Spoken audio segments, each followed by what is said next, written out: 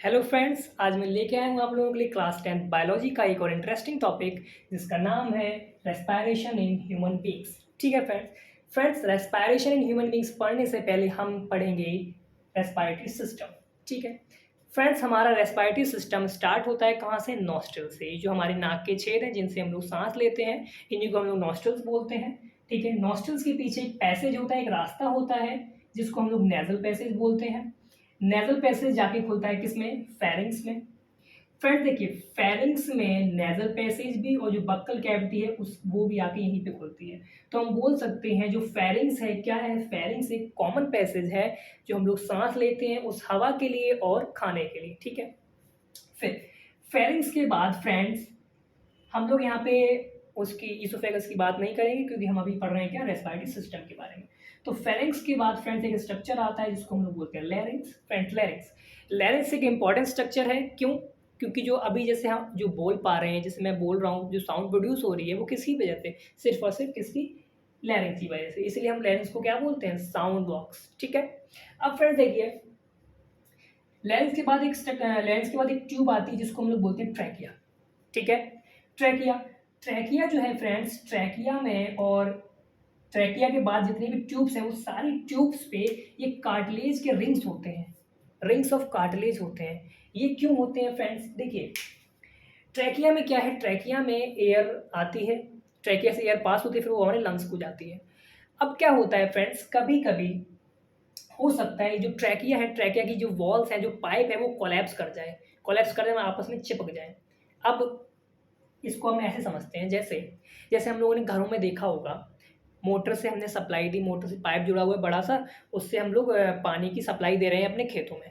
तो क्या होता है, जब कभी कभी हमने अचानक से मोटर बंद कर दी तो क्या होगा, जिस पाइप में पानी जा रहा होगा उसमें पाइप में पानी अचानक बंद हो जाता है। तो पानी अचानक बंद होने से वो पाइप पिचक जाता है ना।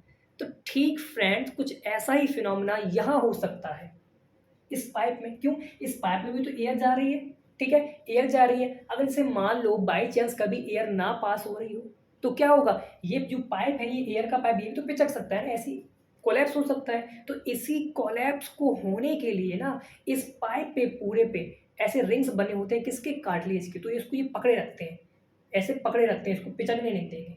ठीक है, तो क्या करते हैं ये रिंग्स ऑफ कार्टिलेज? ये रिंग्स ऑफ कार्टिलेज हमारे ट्रैकिया को कोलैप्स होने से बचाते हैं।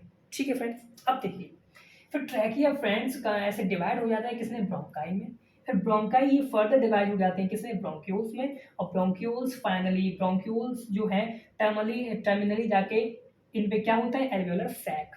एल्वियोलर सैक या एल्वियोलाई। फ्रेंड्स एल्वियोलाई एक बैलून लाइक स्ट्रक्चर्स होते हैं, बच्चे बहुत तंग कर रहे हैं friends. Alveoli friends balloon like structures होते हैं जिसमें जो हमने जैसे यहाँ पे सांस ली, जो हम सांस लेते हैं, जो हवा हम इनहेल करते हैं, वो फाइनली जाके कहाँ पे? इन एल्वियोलाई में। एल्वियोलाई में जाके क्या होती है? भर जाती है। फिर वहाँ एल्वियोलाई से वो पूरी बॉडी के लिए डिफ्यूज होती है। वो एक मैकेनिज्म है जिसको हम लोग अभी आगे पढ़ेंगे। ठीक है फ्रेंड्स, ओके। तो ये है हमारा रेस्पिरेटरी सिस्टम। ओके, अब फ्रेंड्स इसके बाद हम पढ़ेंगे मैकेनिज्म ऑफ रेस्पिरेशन। ठीक है फ्रेंड्स, मैकेनिज्म ऑफ रेस्पिरेशन में 2 स्टेप्स होते हैं। कौन कौन सा? पहला होता है ब्रीथिंग, दूसरा होता है एक्सचेंज ऑफ गैसेस। अभी हम लोग ब्रीथिंग के बारे में बात कर रहे हैं। देखिए, ब्रीथिंग एक फिजिकल प्रोसेस है। फिजिकल प्रोसेस क्यों है फ्रेंड्स?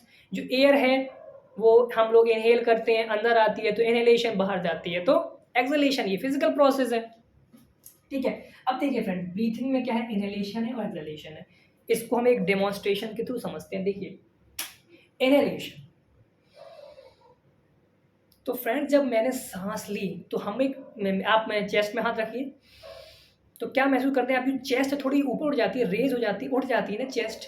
तो फ्रेंड्स देखिए, जब हम सांस लेते हैं इनहेलेशन, तो हमारी रिब्स क्या हैं?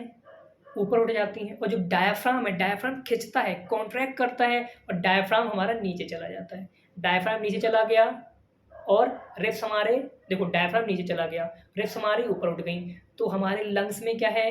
जो कैविटी है उसका स्पेस बढ़ गया ना, तो हमारे लंग्स में प्रेशर कम हो गया ना। तो हमने फ्रेंड्स क्या पढ़ा है? एक लॉ होता है एयर और वाटर का मूवमेंट कहाँ से कहाँ होता है? High pressure to low pressure. ठीक है, तो अभी हमारे लंग्स में प्रेशर लो है और बाहर प्रेशर ज़्यादा है एयर का, तो एयर क्या होती है? From high pressure to low pressure, यानी हमारे लंग्स में चली जाती है। इसी को हम लोग क्या बोलते हैं? इनहेलेशन। अब फ्रेंड एक्सहेलेशन में क्या होता है, देखिए इनहेलेशन, ठीक है, अभी लंग्स हमारे भरे हुए, इनहेलेशन में पूरा एयर टाइट है, ठीक है। जब हम सांस छोड़ते हैं तो क्या होता है, हमारे जो रिब्स है वो नीचे चले गए, रिब्स क्या है नीचे चले गए, फिर जो उठे हुए थे रिब्स वो नीचे चले गए, और हमारा जो डायफ्राम था, डायफ्राम जो नीचे गया था वो फिर से ऊपर आ जाएगा, ठीक है। तो क्या हुआ, जो रिब्स उठे हुए थे रिब्स वो नीचे चले गए और डायफ्राम फिर से ऊपर आ गया। तो क्या हुआ, इसने क्या किया, लंग्स की जो कैविटी है उसमें स्पेस कम कर दिया। अब यहाँ पे स्पेस कम हो गया तो क्या होगा, अब एयर फिर से, अब स्पेस कम है तो प्रेशर ज़्यादा होगा फ्रेंड्स, ठीक है, जाहिर सी बात है, यहाँ पे स्पेस कम है तो प्रेशर ज़्यादा होगा, तो फिर से high pressure to low pressure, यानी हमारे लंग्स से एयर बाहर चली जाती है। इस प्रोसेस को हम लोग बोलते हैं क्या, एक्सहेलेशन। देखिए हमारा डायफ्राम जो है नॉर्मली ऐसे रहता है, डोम से भी स्ट्रक्चर है, और इधर हमारे क्या होंगी, ये रिब्स होंगी। तो ऐसा ये देखिए, ऐसे रिब्स और ये ऐसे जकड़े रहते हैं हमारे उसको। तो क्या होगा, इनहेलेशन होगा, इनहेलेशन में क्या होगा, ये जो अभी डायफ्राम नॉर्मल पोजीशन में, रिलैक्स पोजीशन में, ये कॉन्ट्रैक्ट करता है, देखिए कॉन्ट्रैक्ट हुआ तो खींचेगा तो क्या होगा, जो डायफ्राम है ये नीचे की तरफ मूव कर जाएगा और हमारे जो रिब्स हैं ये ऊपर उड़ जाएंगे, तो स्पेस खाली हो गया, जगह बन गई, इनहेलेशन, ये अंदर चली गई। एक्सहेलेशन में क्या होगा,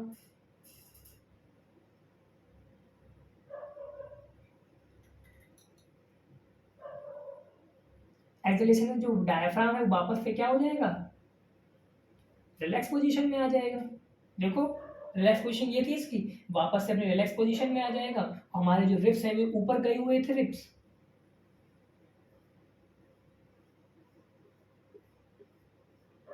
रिब्स थे वो रिब्स ऊपर उठे थे, अब वो वापस यहाँ आ जाएंगे। तो देखिए रिब्स क्या थे, ऊपर से यहाँ आ गए, और डायफ्राम भी फिर से ऊपर चला गया, तो इसकी क्या, जो हमारे चेस्ट की कैविटी है वो कम हो गई, तो स्पेस कम हो गया, स्पेस कम प्रेशर ज़्यादा, तो हाई प्रेशर से लो प्रेशर यानी हमारे लंग्स से या बाहर चली जाती है। इस प्रोसेस को हम लोग बोलते हैं एक्सहेलेशन, इसको बोलते हैं इनहेलेशन, ठीक है फ्रेंड्स। इनहेलेशन मतलब एयर का अंदर आना, एक्सहेलेशन मतलब एयर का बाहर जाना।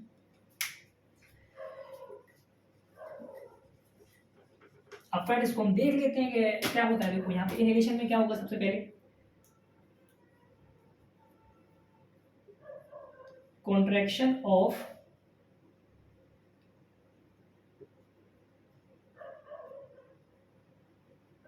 डायफ्राम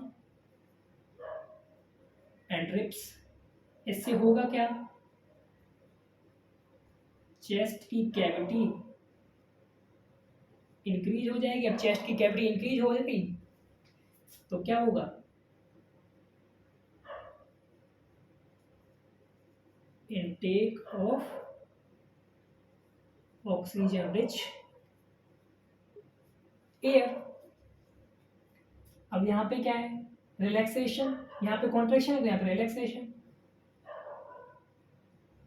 रिलैक्सेशन ऑफ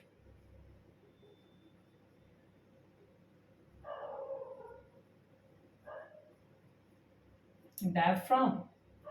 अब रिलैक्सेशन हो गया तो चेस्ट की कैविटी, चेस्ट कैविटी जो स्पेस है उसका, चेस्ट कैविटी डिक्रीज हो जाएगी। अब चेस्ट कैविटी डिक्रीज हो गई तो एयर बाहर निकाल दी जाएगी, एक्सहेलेशन हो जाएगा, और उसमें क्या होगा, CO2 होगा उस एयर में मैक्सिमम, ठीक है। Breathing, inhalation and exhalation. अब हम बात करेंगे किसकी, एक्सचेंज ऑफ गैसेस। फ्रेंड्स आपको याद होगा अभी हम लोग थोड़ी देर पहले बात कर रहे थे, जो फाइनली हम लोग जो एयर इनहेल करते हैं वो फाइनली जाके कहाँ पे भरती है, जाके वो भरती है कहाँ पे, एल्विलाई में। एल्विलाई क्या है, एक बैलून लाइक स्ट्रक्चर्स हैं जिसमें सारी एयर एकोमोडेट होती है जाके, ठीक है। तो अब वहाँ पे जब देखिए क्या,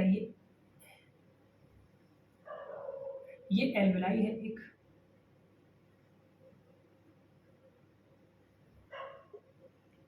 एल्विलाई में सारी एयर भरी हुई है,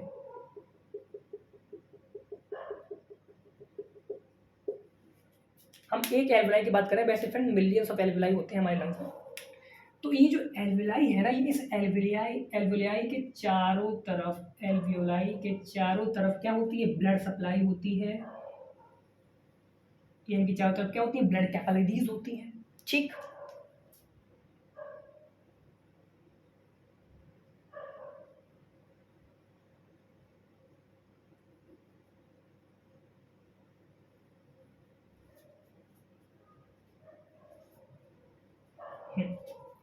ये क्या है फ्रेंड्स, ये है ब्लड कैपिलरीज।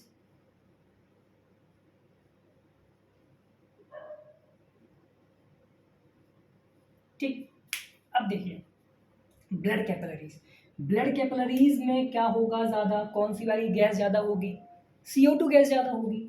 तो ब्लड कैपिलरीज से CO2 गैस ट्रांसफर हो जाती है कहाँ, एल्वेलाई में। एंड एल्वेलाई, कौन एल्वेलाई में ज़्यादा होती है क्या, ऑक्सीजन। तो ऑक्सीजन से मतलब एल्वेलाई से ऑक्सीजन कहाँ जाती है, कैपिलरी में। तो फ्रेंड देखिए एल्वेलाई से ऑक्सीजन आ गई ब्लड कैपिलरीज में, और ब्लड कैपिलरीज से CO2 कहाँ चला गया, एल्वेलाई में। इसी को तो हम लोग बोलते हैं एक्सचेंज ऑफ गैसेस। ठीक है, अब इसके बाद क्या होगा, ये CO2 है, ये वापस से हम इसको एक्सहेल कर देंगे, और ऑक्सीजन कहाँ चला जाएगा, ऑक्सीजन चला जाएगा फ्रेंड्स पल्मोनरी वेन्स के थ्रू हार्ट में। फिर हार्ट हमारी पूरी बॉडी के लिए पंप कर देगा। Okay, thank you friends. Friends तो ये है respiration in human beings. Okay, thank you friends.